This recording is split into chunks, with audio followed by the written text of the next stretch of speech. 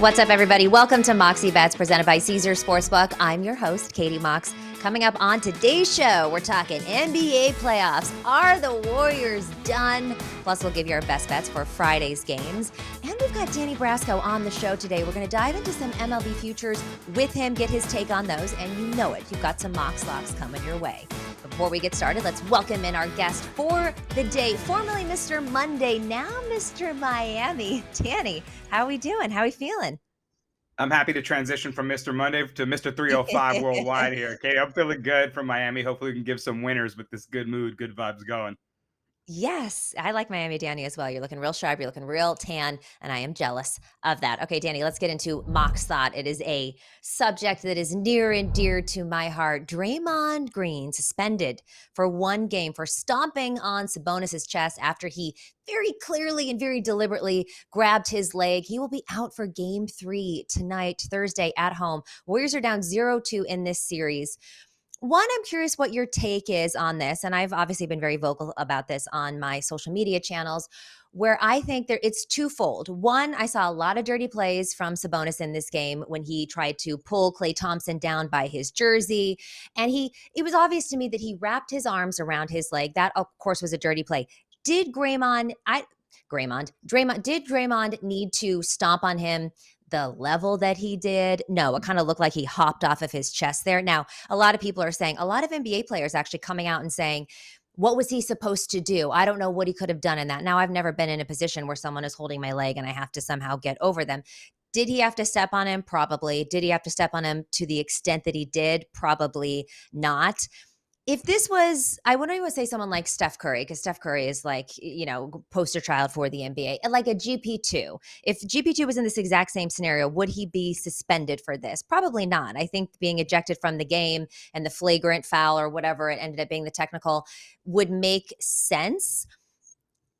But it's the taunting.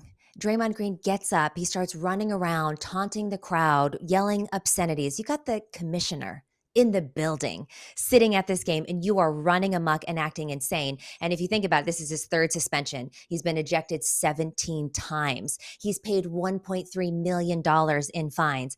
At that point, Draymond Green, you know better. And you know that you have to play extra clean. You have to be extra clean because they're going to throw the book at you because you've earned that reputation and you continually hurt your team. And that's where I get emotional and mad about this, because we would look back to the 2016 finals where he got ejected from the game and then suspended, and we lost that series when it looks like we could have won that one.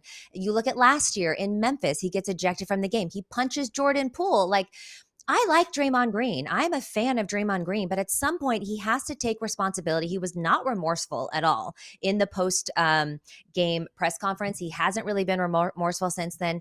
You got to take responsibility for hurting your team. And for that, I hold him responsible. But I do think that Sabonis is a dirty player as well, and he milked the hell out of that. He was seen chest bumping his teammates after the game, yet he is questionable for tonight with a chest contusion. Like, come on now.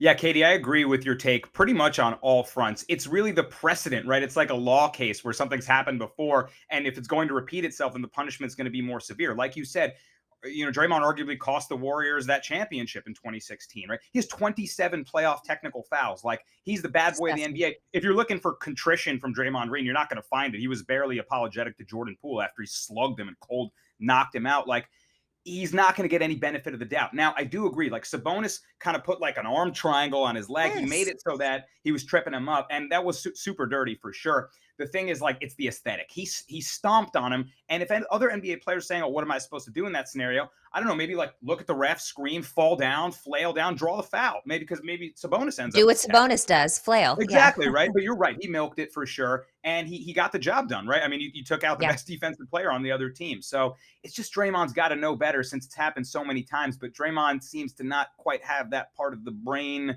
whatever lobe that's working in, is not firing off the correct neurons. So once again, we're in the scenario. Do I agree with the suspension? No, not necessarily, because there were dirty plays on both sides. Yeah. But is it expected? Like you said, like Stephen A. Smith said on First Take, yeah, it makes sense that they're going to throw the book at him. You know what I mean? Right. And that is the only place I hold him accountable, is that you absolutely know better based on your history. You know that they're going to suspend you for a game. Just don't put yourself in those positions to hurt your team. It's not funny. It's not cute. It's been going on for too long. And if it was another player, I don't think that they would have been suspended. But I also don't think another player would taunt the crowd to the extent that Draymond Green did, especially with the commissioner in the building. Just chill. Just chill. We're down 0-2 in this. And by the way, the Warriors were on a 8-2 run during that span, and then it all went downhill from there. So my next question to you is this: does the absence of Green mean that the Warriors are done? Do you still think that they can win this game? Of course, I don't think they're done. I do think they can win this game. They are dominant at home, but it's another mark on Draymond Green hurting his team in the playoffs. I feel like if you're actually going to get involved in the Warriors, especially if you want to, look at a series price, this is the time to do it. All the deck Ooh, is stacked against them, right? Like yeah, if I'm going to bet on the Warriors, I might want to take them to win the series now that it couldn't be a harder path. They're down 0-2. They dropped the first two, and now they lost their best defensive player and vocal leader. Maybe he's more toxic than good for.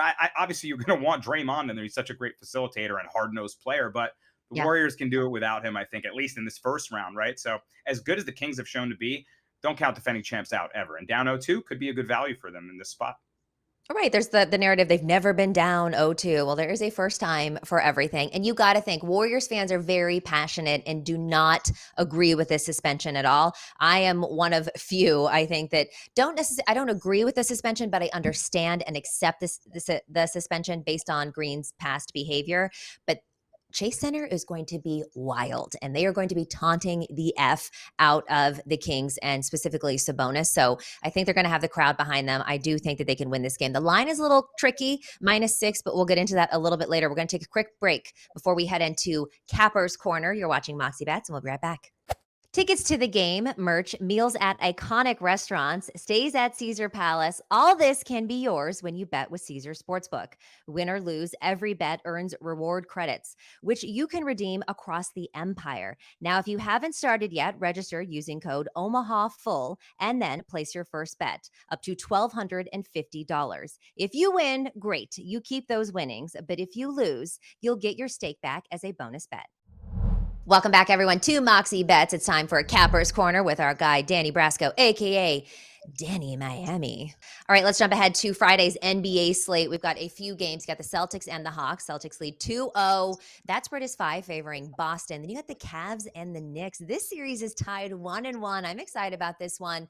Knicks are favored -2 at MSG. Then you got the Timberwolves and the Nuggets. Nuggets lead 2-0. This one could absolutely be a sweep. The spread is really tight, though, -2.5, favoring Denver. If you had to take a money line bet on a Friday game, what are you looking at? Unfortunately, Katie, I'm just a prototypical self-loathing Knicks fan, and Yes. I don't You think they're are. going to You win. are. I really am. Like I just until we're in the finals, I'll have no hope. And until then, I'm not uncomfortable betting against them. I don't think they're going to win game 3.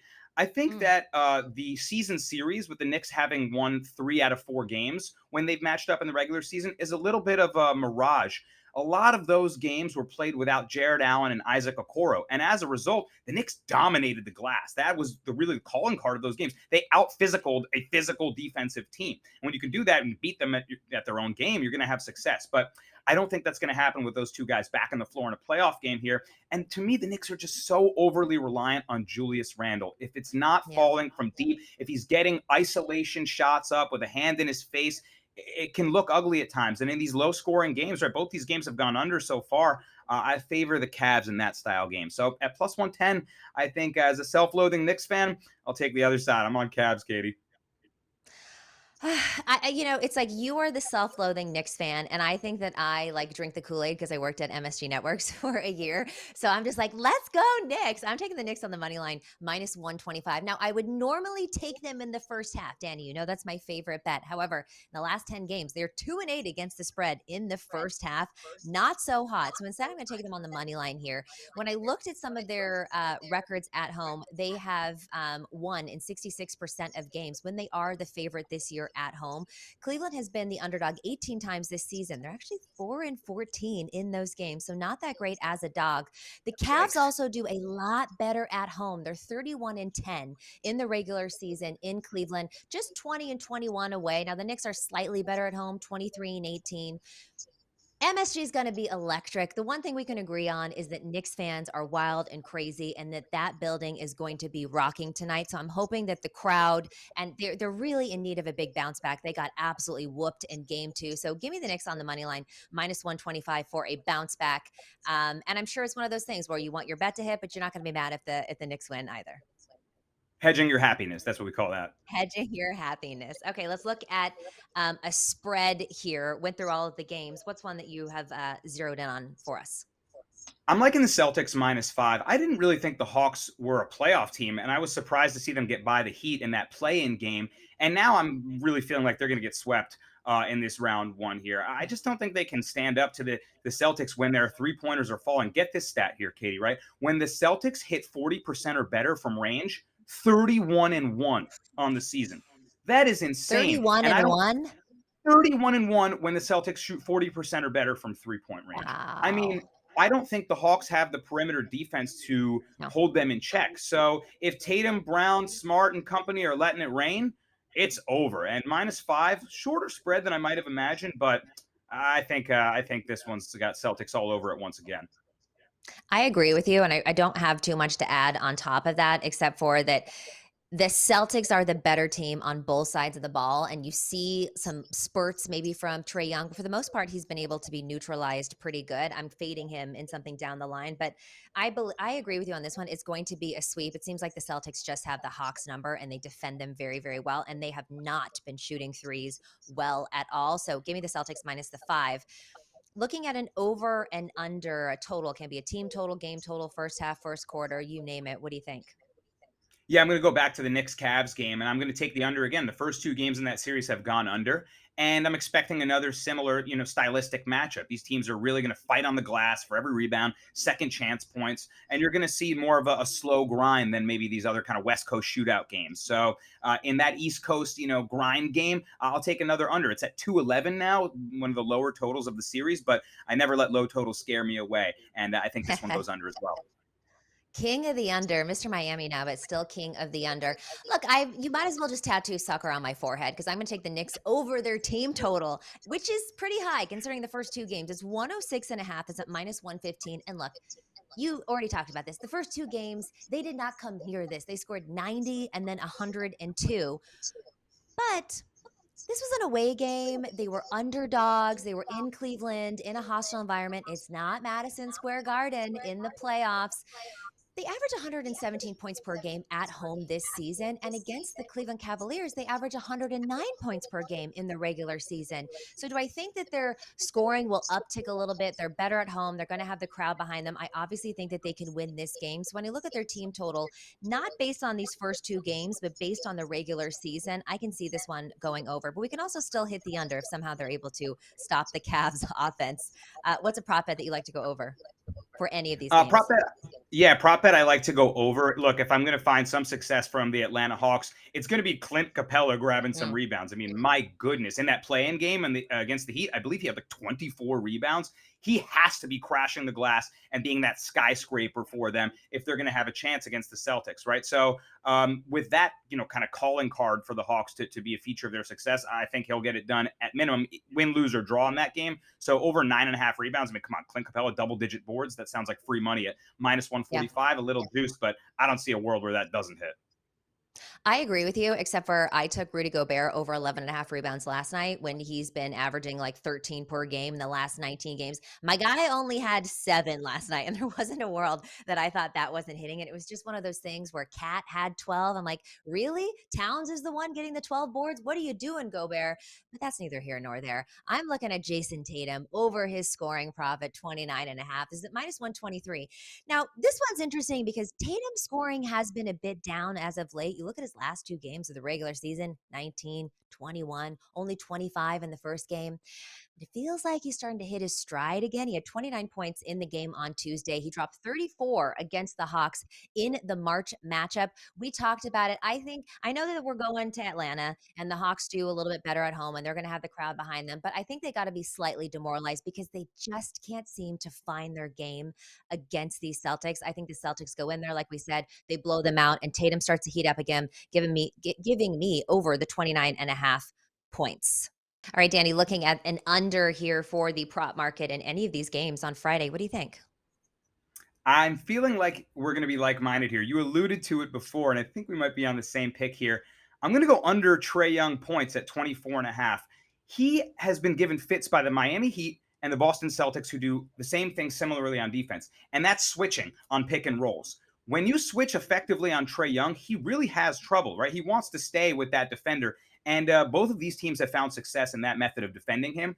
24 and a half. I think a lot of people right down 0-2. He's got a big player, got to make a big play. I don't know if it's coming against a game plan that the Celtics have for him. So I'm going to take the under on his points, and I feel like you're going to be in like-minded with me here. I am like-minded with you, and I'm taking him under 1.5 made threes. Now, I Wow. did take this in game 2, and it blew up in my face, I will say. But the thing is that the Celtics are the best at defending the three ball, and they've been able to limit point guards better than anybody else this season. Trae Young also has been a little bit cold on the three ball. Yes, he hit 2 in the last game, but previous to that, he had only been hitting 1 per game. At plus 143, I'm going to fire on this one again and join you in the fading of Trae Young and say that he only makes 1 3-pointer, and it's at plus 143. So I think it's a good value here. Didn't work out for me last time, but at some point it's going to catch up with him again because again, this is the best team against the three ball. Yeah, and even in the play-in game where they beat the Heat, he shot 1 of 8 from 3. He was putting up complete bricks, so I'm not even mad at that. Not even mad at that. All right, we're going to transition now into baseball, Danny, and pick your brain as we circle all of the bases. All right, who's winning the World Series? Let's talk some futures. What do you think? Wow. Well, obviously, way too early reaction, right? But right now, I really like Mhm. the Atlanta Braves, especially as a contender out of the NL. All the Yeah. talk is going to be about the Tampa Bay Rays and their insane start to the season. But quietly, the Braves are just 2 games worse than them. And I feel like there's no outs or holes in the Braves. Like they can get it done in multiple different capacities, whether it's the depth of their starting pitching, the bullpen that's much better than I actually expected, and that offense is so tough to get through. So right now, I think the Atlanta Braves might be the most complete team in the NL, and I see them in the World Series this year. I think they have a damn good shot at winning it at plus 650.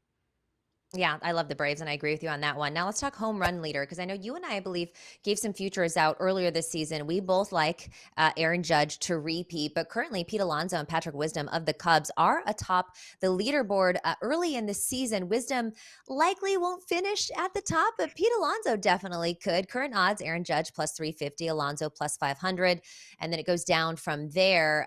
Who do you like here? Are we still going with Judge? All Yeah, rise. yeah, all rise. I mean, if you're picking wisdom just from 2 weeks of the season, you're tripping. I mean, it's going to catch up. We got 100 more baseball games to play, right? Much more than that. And at the end of the day, I mean, if look, I'm getting plus 350 on a guy who just broke Roger Yeah. Maris's record last season in the AL. Like, why am I not taking better than 3-1 odds on Aaron Judge? It's not a hard decision for me. Judgment all day. Judgment all day. Okay, I love this. Okay, what about MVP from either league? Who are you looking at? So if I like the Braves to take it all the way to the World Series and potentially win it, I'm going to take the best player on that team to maybe win the MVP, and that's Ronald Acuna Jr. This guy's doing everything for them. And when you look at his stats at the end of the season, I can guarantee you they're going to look very pretty. He's going to have a very high batting average and finish amongst the leaders there. He's going to score a ton of runs. He might score more runs than anybody in the league. He's going to steal a lot of bases. He's going to hit home runs. I mean, it's going to be a very, very good looking stat line. I know that for sure. And if his team is the most successful in the league, you kind of want to award that. I'm kind of tired of the MLB, and I think the MLB is tired of giving it to Mike Trout and Shohei Ohtani and the meaningless Angels. Like, it's time to reward the teams that are pushing all the way to the World Series, and Acuna will help the Braves do that, I believe, and potentially win that MVP award. High on the Braves. I like it. I think they are definitely a frisky team. Now, looking at the Cy Young Award for either league, what do you think? So I want to go longer plus money here because, again, pitching is a little bit more like the hitters, Aaron Judge, Ronald Acuna. I feel like they'll do it all year, but pitching is subject to every little nuance, little tweak of the elbow, and that could be your season. So I'm not going to take the chalk or the guys at the top of the leaderboard or the strikeout leaders necessarily right away. I like Luis Castillo of the Seattle Mariners plus 1,200 right Ooh. now. He's so hard to hit, Katie. His changeup is unbelievable. And you look at a lot of his game logs, he's going 6 innings and he's given up 1 hit. I mean, he's not even getting base runners on there. He's not even in danger. Like, he's going to have a lot of really polished and clean starts. We're going to look back at the end of the season, see so many quality starts. He may not be up there among strikeout leaders, which is more attractive to pick for a Cy Young winner, but I think Castillo is going to win a lot of games, have a sparkling ERA, and be damn tough to hit all year. So plus 1,200, I'm willing to take a shot on Luis Castillo.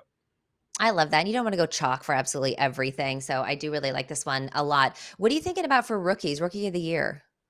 So rookie of the year, I'm really impressed with Kodai Senga of the New York Mets. Look, the Mets' top 2 rotation starters are Justin Verlander and Max Scherzer.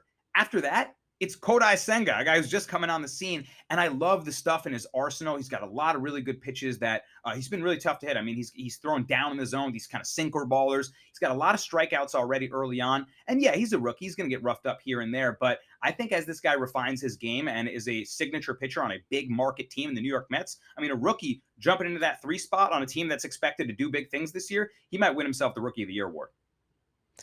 Ooh, I like that. Also, really cool name. Really like that a lot. Okay, the time Oh, has yeah. come for Mox Locks. And Danny, you already know what time it is. I'm going to give you a Warriors lock for my first Mox lock. Now, I'm taking the Warriors, the third quarter spread, -1.5. This is at plus 105. The Warriors traditionally have been third quarter assassins in the playoff. It is a must-win game at home where they have been entirely dominant. The spread is 6. And then in the third quarter, you're going to give them -1.5 at plus 105. The crowd's going to be fired up. Sabonis is going to be getting trolled the whole time. It's going to be a hostile environment for the Kings.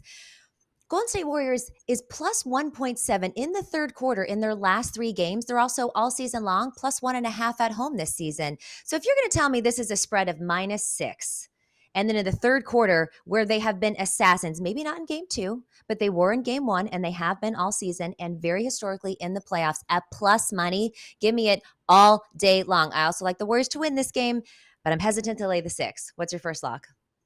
I like that play a lot. I'm going to be tailing that one. That was good. I'm going to go to the UFC, Katie. And first one, I'm going to give you guys 2 underdogs. First one's a fellow Greek man, so I got to ride with Christos Giagos here. I love his style in this fight. He's fought nothing but killers in the UFC. They've really given him a lot of tough fights. This is a much more winnable matchup in which he's going to have a big wrestling advantage. I say Giagos wins with the wrestling in this one and cashes as a plus 145 dog. Plus 145. Well, you know I'm always tailing you when it comes to your UFC picks. Next one, I'm taking Clippers money line tonight, plus 135 versus the Suns. Look, Westbrook and Powell have been horrible. They probably couldn't play any worse than they did in the first 2 games. I expect them to do a little bit better at home. Clippers are 23-18 at home this season. And the Suns haven't necessarily been great on the road lately. They're just 2-5 against the spread in their last 7 games. It's a very tight spread of 2.5. More value on the Clippers money line. I think that they can pull off the upset tonight at plus 135. What's your second lock? It's a tight game. Yeah, good one. I'll be watching that one for sure. Second lock going back to the UFC in the main event, Sergei Pavlovich taking on Curtis Blades. Again, taking the plus 145 underdog, Sergei Pavlovich. I'm not sure why he's such a big dog. Curtis Blades is the more popular name. He's been a top 5 heavyweight for a long time, but Pavlovich is downright terrifying. I describe this guy as the modern day Ivan Drago. 1-punch power. If he dies power. I mean, I'm scared watching this guy through my television, and I think it could take 1 punch to end the fight. So at plus 145, I'm willing to lay that. Oh my God. 1 punch to end the fight, plus 145, tailing that with you. All right, Danny, go enjoy Miami. Get more of a tan. Make me more jealous. Thank you so much for joining us today. This has been Moxie Bets. Oh, there he is. There he is. Moxie Bets presented by Caesar Sportsbook. Don't forget to follow us on social at Moxie Bets, and we will see you next time.